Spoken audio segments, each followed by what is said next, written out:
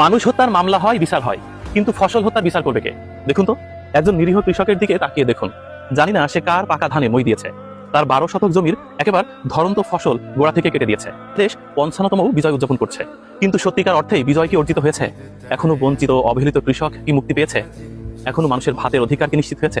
মানুষের নিরাপত্তা, সামাজিক কোন্দল দূর হয়েছে? দেখুন তো, মোহাম্মদ লিটন মিয়া একেবারে দরিদ্র কৃষক। তার বাড়িতে গিয়েও আমরা দেখেছি দরিদ্রতার প্রতিচ্ছবি। এই শিম গাছে কি পরিমাণে ফলন এসেছে দেখুন। এই ফসল রাতের অন্ধকারে কেটে দিয়েছে। এই কৃষকের মুখের দিকে ভালো করে তাকিয়ে দেখুন। সে কি কখনো কারোর ক্ষতির কারণ হতে পারে? সে নিজেই বুঝতে পারছে না কার পাকা ধানে তিনি মই দিয়েছেন। কে এমন ক্ষতি করলো? তার ছোট একটা বাচ্চা আছে, একেবারে ছোট। তার সংসারের যাবতীয় খরচ এই ফসল বিক্রি করে হওয়ার কথা ছিল। সূরা নিসার 118 নম্বর আয়াতে এমন ক্ষতি যারা করে তাদেরকে সতর্কতামূলক আল্লাহ একটি বিশেষ বক্তব্য প্রদান করেছে।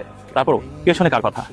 ধর্মীয় অনুশাসন, বিধিনিষেধ, সামাজিক অবক্ষয় সবকিছু মিলেমিশে একাকার হয়ে গেছে। কৃষক মানুষ এর বেশি আর একটা দিই, আর একটা বেশি, আর একটা দিই, এইসব কাজগুলো করি।